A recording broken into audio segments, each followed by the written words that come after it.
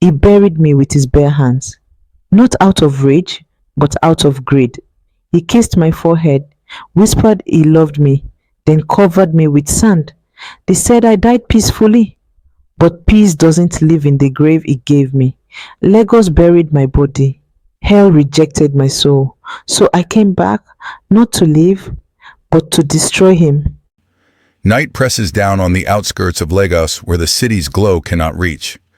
An abandoned sandpit sprawls silent under a moonless sky. The earth shifts. A hand, dark fingers caked with soil, punches through loose sand. Knuckles split, nails torn. The hand claws wider. A woman's face breaks the surface. Miriam Okoye gasps, dragging air into lungs that should be still. Sand spills from her mouth. Her eyes burn red, not from tears, but from something older.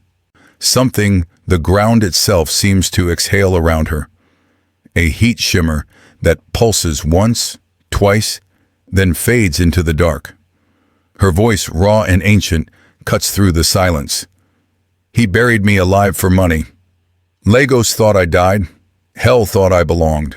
But I came back. The screen holds on her face, bruised, fierce, resurrected. Then everything rewinds. 6 weeks earlier, morning light filters through white curtains in an Ikoyi duplex. The kitchen smells of pancakes and honey. Miriam stands at the stove, apron tied loose over a yellow sundress, flipping golden discs while humming something low and sweet. Her daughter Zoe, 7 years old with cornrows beaded at the ends, swings her legs at the breakfast bar and colors a drawing of their family. 3 stick figures holding hands under a sun. Kunle Adeyemi breezes in, wearing a crisp white shirt, cologne trailing him like a signature. He's the kind of handsome that opens doors. Sharp jawline, easy smile, confidence that fills a room before he does. He wraps his arms around Miriam from behind, kisses her temple. "My queen," he says, voice smooth as shea butter. Miriam leans back into him, smiling. "Your queen made too many pancakes again." "Impossible. I'll eat them all." He releases her, ruffles Zoe's hair. "What are you drawing, sunshine?" "Us," Zoe says without looking up. "But Daddy, you're too tall. I ran out of space." Kunle laughs, a sound that should feel warm but somehow doesn't settle right. He grabs a pancake with his fingers, kisses Miriam's cheek again, checks his watch. "Flight to Abuja this afternoon. Back tomorrow night." Miriam sets down the spatula. "Again? That's 3 trips this month. Investors, babe. Can't build an empire from the living room." He winks at Zoe, who giggles. He's already moving towards the door, grabbing keys, blowing kisses. The gate beeps. His black Range Rover pulls out into Ikoyi's quiet streets. Miriam stands at the window, watching until he turns the corner. Her smile fades.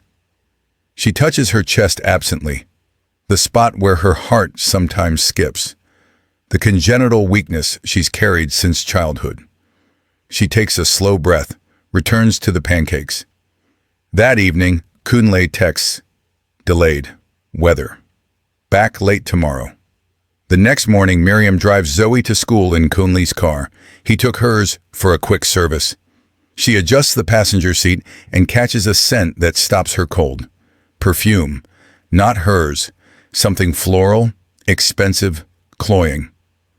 She leans closer. The scent clings to the leather. She opens the glove compartment. Nothing. Checks under the seat. Her fingers find it, a torn foil wrapper, intimate, unmistakable. Miriam holds it between 2 fingers, staring. Her face doesn't crumble. It hardens. She folds the wrapper into a tissue, tucks it into her purse. In the rearview mirror, her eyes meet her own reflection. She exhales slowly, then drives Zoe to school singing along to the radio as if nothing has shifted beneath the surface of her world. When Kunle returns that night, he's extra affectionate, brings her favorite chin-chin from the airport, massages her shoulders. At bedtime, he retrieves her heart medication from the bathroom cabinet himself, hands her the small white pill with a glass of water. and a kiss on the forehead. "Can't have my queen forgetting," he murmurs.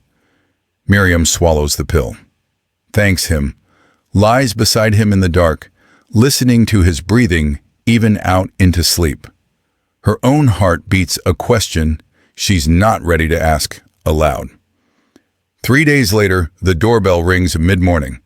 Miriam opens it to find a woman in expensive athleisure, black leggings, crop top, designer trainers. Her skin glows with that filtered life sheen. She extends a manicured hand. "Sasha, your husband booked home sessions? Fitness and wellness coaching." Miriam blinks. Kunle mentioned nothing, but she steps aside, smiling politely. "Of course. Come in." Sasha sets up in the living room. Yoga mat, resistance bands, a portable speaker playing Afro beats at low volume. She's confident, almost territorial in the way she moves through the space.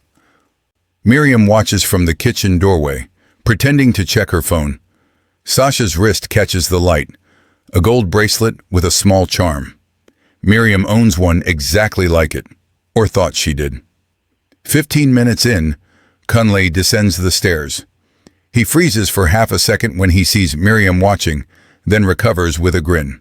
"Babe, you met Sasha? She's incredible. Helped me drop 5 kilos. Miriam says. She doesn't move. The session ends. Sasha packs up, touches Kunle's arm briefly in goodbye, a gesture too familiar to be professional. Miriam notes it, says nothing. After Sasha leaves, Miriam scrolls Instagram, finds her, Sasha, Fit Lagos, 34K followers, workout videos, sponsored posts. In one story from 2 weeks ago, a man's wrist appears in the frame. Rolex, the same model Kunle wears. Miriam screenshots it, opens her voice memos app, starts recording. Late that night, Kunle's phone buzzes on the nightstand. He's in the shower. Miriam glances at the screen. A text from an unsaved number. Lay low today. Can't risk it. He deletes it within seconds of stepping out of the bathroom, towel around his waist, still dripping. Miriam pretends to sleep. The pill feels wrong in her hand the next morning. Miriam holds it up to the light. The shape is correct, but the color seems a shade too bright. She sets it aside, searches online for the exact brand her cardiologist prescribed. The images don't match. She calls the clinic. Dr. Ijoma, please. It's Miriam Okoye. An hour later, she sits across from the doctor. A sharp woman in her 50s with silver-framed glasses and no patience for nonsense. Dr. Ijoma examines the pill under a magnifying lens, cross-references the bottle. Her face darkens. Miriam, this isn't your medication. What? This is a high-dose blood pressure tablet. For someone with your heart condition, this could trigger a fatal cardiac event. Where did you get these? Miriam's hands go cold. My husband refills my prescriptions. Dr. Ijoma leans forward. These are dangerous. I'm writing you a report and giving you the correct medication today. You need to consider, she pauses, chooses her words carefully, who has access to your pills. Miriam accepts the report, the new prescription. Her voice is steady. No police yet. First, evidence. Walking to her car, she feels the ground tilt under her feet, not from the pills, but from the understanding that someone is trying to erase her from the earth. Viewers, if you were her right now, calm strategy or burning confrontation? Drop one word in the comments. Let me see who you are. That weekend, Kunle takes Zoe to a birthday party. Miriam stays home, claiming a headache. The moment his car clears the gate, she moves. Her closet first. Designer bags line the top shelf. Hermes, Chanel, Gucci. She pulls them down one by one, examines stitching, hardware, serial numbers. 3 are flawless. 5 are high-grade fakes. The real ones are gone. She checks her jewelry drawer. The diamond studs Kunle gave her for their anniversary. Cubic zirconia. Her mother's gold bangle, missing, replaced with plated brass. She photographs everything. Opens the safe with the code Kunle thinks she doesn't know. Zoe's birth date backwards. Inside, receipts for pawn shops, wire transfer confirmations, a ledger of swapped items. He's been liquidating her assets for months. In his home office, she has a spare key she's kept quiet about. She searches drawers, filing cabinets, the false bottom of his desk. She finds a property deed for a condo in Accra, a Canada permanent residence application, single applicant, a printed seed phrase for a cryptocurrency wallet on a folded piece of paper tucked inside a hollowed-out business book. Miriam's hands don't shake. She photographs every page, every document, every damning line. She replaces everything exactly as she found it, even the dust patterns on the desk. She builds a folder, labels it, hides it in Zoe's craft drawer where Kunle never looks. Late that night, she wakes to Kunle whispering in the bathroom. The door is cracked. She slips out of bed, stands just beyond the frame of light. Amina, I told you, end of the month, $200,000 equivalent. The tech rollout is guaranteed. I've already shown you the projections. A pause. His tone shifts, oily and smooth. No, I'm already divorced. It's just paperwork now. You'll meet me in Accra next quarter, I promise. Miriam's stomach turns. Another woman. Another lie. She retreats to bed before he emerges. The next morning, while Kunle showers, she unlocks his phone, Zoe's birthday of course, and finds the contact. Madam Amina Danladi. Screenshots of wire requests, pitch decks, promises. She saves the number, sends herself the evidence, deletes the sent message from his phone. In her car later, she sits in a grocery store parking lot and builds a second folder. Then a third. She thinks of a war room. She thinks of women who refuse to be ghosts. Miriam calls Amina first. The number rings 3 times before a crisp, powerful voice answers. Who is this? Madam Amina, my name is Miriam Okoye. I'm Kunle Adeyemi's wife. Not his ex-wife, his current, very much married wife. Silence. Then ice cold. Go on. He has another woman, Sasha, a fitness trainer. They have a 5-year-old son named Kobe. He's planning to flee to Canada alone with money that includes yours and mine.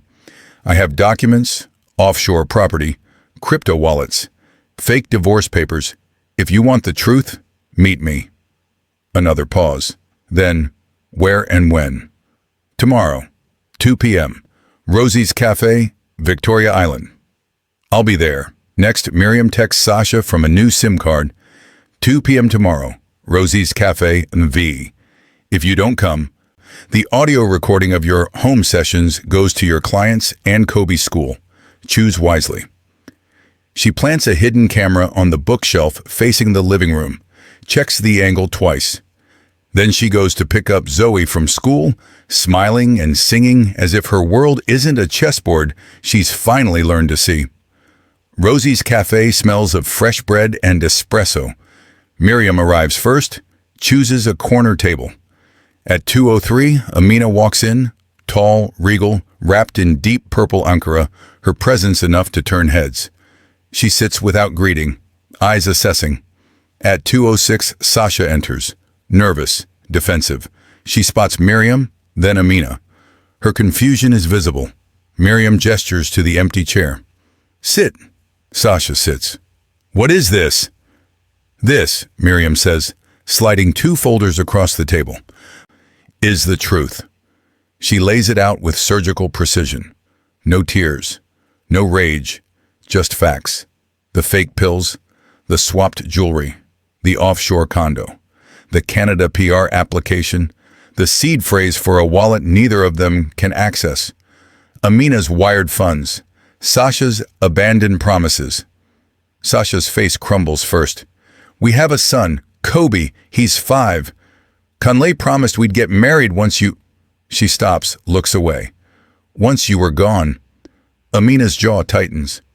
I've wired over 100 million naira across 2 years. I was about to add more this week. Miriam leans forward. Separately, we're victims. Together, We're a case. Sasha wipes her eyes. What are you saying? I'm saying we confront him. Together. At my house tomorrow, 2 p.m. We document everything. Amina, you freeze the accounts. Sasha, you file for child support and fraud. I handle the forgery and attempted harm charges. Miriam's voice doesn't waver. He can't gaslight 3 women at once. Amina studies her, then nods slowly. I've ended men for less. Sasha exhales. I'm in. They exchange numbers. Plan details. Leave separately, 10 minutes apart. Miriam sits alone with her coffee, watching the street. She thinks of Zoe's drawing, 3 stick figures holding hands. She thinks maybe the picture was always a prophecy, just not the one she expected. In 5 words, what's his first lie going to be when we corner him tomorrow? Drop it below. The next afternoon, Kunle's car pulls into the driveway at 2:07 p.m. He's whistling. Miriam waits in the living room, hands folded. At 2:15, the doorbell rings. He opens it to find Madame Amina Danladi standing on his porch in full boardroom armor. Tailored suit, leather portfolio, expression carved from stone. Amina, what? Why are you here? She walks past him without answering. At 2:17, the back door opens. Sasha steps in holding Kobe's hand, a small boy with Kunle's exact nose. Kunle turns white. Sasha, what the... Kobe shouldn't be... Sit down, Miriam says. Her voice is not loud. It doesn't need to be. Kunle's eyes dart between the 3 women, the child, the closed door. He sits. Miriam stands. Let's play a game. It's called Truth. He tries charm first. Babe, I don't know what you think you... Amina cuts him off. You told me you were divorced. He pivots. It's complicated, Amina. Miriam and I are separated. We just haven't... Sasha interrupts. You told me you'd marry me after she died. Kunle's face flickers. Confusion. Calculation. Then the mask drops and he laughs, sharp, bitter. This is insane. You all are insane. Miriam places the first folder on the coffee table. Fake medication. Dr. Ejoma's report. These pills would have killed me. Second folder. Swapped jewelry, pawn receipts. You've been selling my assets for 2 years. Third folder. Offshore condo in Accra, Canada PR application, single applicant. Crypto wallet seed phrase. You plan to vanish. Amina adds her own stack. Wire transfers. 100 million naira. Under false projections. That's fraud. Sasha's voice shakes but holds. Kobe's birth certificate. Your signature on the hospital forms. 5 years of empty promises. The room is silent except for the hidden camera's faint whir and the distant hum of generators down the street. Kunle's face changes. The charm evaporates. What's left is ugly. A sneer, a coldness that belonged there all along. You think you're clever? He looks at Sasha. I told you to abort that mistake. To Amina. You were just a bank account with expensive taste. To Miriam. And you, boring, sick, always one bad day from dead anyway. I was doing you a favor. Miriam doesn't flinch. Say that again, louder. The camera's recording. Kunle's eyes snap to the bookshelf. He sees it now, the small lens behind the photo frame. His rage combusts. He lunges toward it. The front door opens before he reaches it. 2 police officers step inside. Amina made a call before arriving. Friends in the right places. Not for arrest, but for documentation. They note the evidence, the recorded confession echoing from Miriam's phone. One officer looks at Kunle. Mr. Adeyemi, you'll need to come in for questioning. Soon. They leave. No handcuffs yet. Just a warning stamped into the air. Kunle stands in the center of his ruined kingdom, surrounded by women he thought he owned. Miriam picks up Zoe's drawing from the bookshelf, the 3 stick figures. She hands it to Sasha. She drew us before we even knew we were an us. Sasha takes it, tears streaming. Amina straightens her blazer. He'll run. Men like this always do. Miriam nods. Let him try. That night, Kunle doesn't come to bed. Miriam hears him pacing downstairs, making frantic calls, slamming drawers. At 11:43 p.m., he appears in the bedroom doorway. His face is calm now, too calm. "We need to talk, just you and me. Please." Miriam hesitates, but she's tired, and maybe part of her still wants to believe there's something salvageable in the wreckage. She follows him. He drives. North, out of Ikoyi, past Lekki, past the estates and the checkpoints, and the roadside suya stands closing for the night. The city lights thin. The road turns to dust. "Where are we going?" Miriam asks. "Somewhere quiet." Her instinct screams. She reaches into her purse slowly, activates her phone's SOS shortcut. A silent location, ping to Sasha and Amina. Her hand shakes, but she keeps her face neutral. Kunle pulls off the main road. An abandoned sandpit spreads before them, a scar in the earth left by construction crews who moved on years ago. He stops the car, pulls out a bottle of water, hands it to her. "Drink. You need to stay hydrated with that heart." She takes it, sips. The taste is wrong, bitter beneath the sweetness. Her vision blurs at the edges. She tries to open the door. Her hands won't obey. Kunle catches her as she slumps. He drags her out of the car, across the sand. She's conscious but paralyzed, watching stars spin above her. He digs, not deep, just enough. Rolls her into the shallow pit. Covers her with sand, slow and methodical. His voice comes from above, muffled by soil. "Heart failure, natural causes. They'll believe it. You were always sick anyway." The sand covers her face. The world goes dark. Miriam tries to scream. Can't. Tries to move. Can't. But something shifts beneath her. The earth grows warm. Not burning, but alive. A heat that spreads through the sand like breath. She feels it in her chest, where her weak heart beats once, twice stronger. Faint drums echo in the distance. Egan gun drums, or maybe just her blood pounding in her ears, or maybe something older that the land remembers. The sand vibrates. The heat pulses. Her fingers twitch, then her hand. She claws upward, breaking through the loose earth. Gasps. Pulls herself free, retching sand and rage. Her eyes burn, not tears, but something deeper. Something that makes the air shimmer red around her. Kunle's car is still there, engine idling. He's sitting inside, checking his phone, probably composing a grief-stricken text to someone. Miriam stands, staggers toward the light. He sees her in the rearview mirror. His face drains of color. She looks like death walking, soil-streaked, wild-eyed, resurrected. He tries to start the car. It stalls. He tries again. Stalls. Headlights appear on the horizon. Two cars racing toward them. Sasha's sedan and Amina's SUV skid to a stop. The women pour out, pull Miriam into their arms. Amina sees the shallow grave, the shovel in Kunle's trunk. Sasha finds the drugged water bottle, the residue still on the cap. They photograph everything. The tire tracks, the soil on his clothes, the panic carved into his face. This time, when the police arrive, it's not for questioning.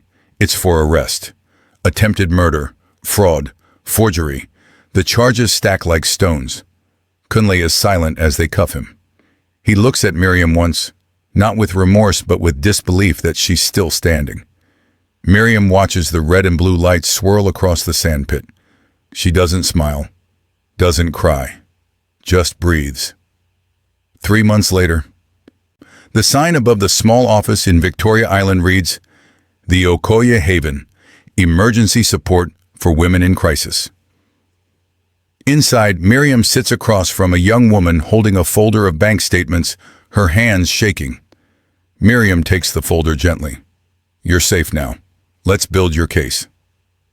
Sasha runs a clinic 2 blocks away. Performance wellness for women. Kobe thrives in a new school, supported by court-ordered payments finally enforced. Sasha posts workout videos that now include confidence coaching, her follower count climbing past 60K. She credits Miriam in every caption. Madam Amina Danladi publishes a slim, powerful book, The Cost of Charm, a businesswoman's guide to spotting financial predators. The first print sells out in 2 weeks. She funds the Okoye Haven's entire first year and shows up monthly to mentor women rebuilding their finances. Zoe draws new pictures now, 4 stick figures this time, holding hands, sometimes 5 when Kobe visits for playdates. Kunli's trial makes headlines. His assets are liquidated. His face becomes a cautionary tale. In Kirikiri prison, he has time to think about the woman he tried to bury and the ground that refused to keep her. Miriam stands at the window of the Okoye Haven, watching Lagos rush by. Okadas weaving, hawkers calling, the city's heartbeat loud and relentless. She touches her chest where her heart beats strong, kept alive by real medication and something else. Something she doesn't name but feels in the heat that still lingers in her palms on cold nights. She thinks, greed buries, truth resurrects. She thinks, when women unite, evil loses its language. She thinks, the quiet ones return with thunder. If you survived that night, crawled out of your own grave, what's the first thing you'd do? Tell me in the comments. And if this story fed something in you, rage, hope, recognition, subscribe. More tales are coming, the kind that don't let you sleep until justice is served. The screen fades on Miriam's face in the window. Alive, unbroken, burning quiet.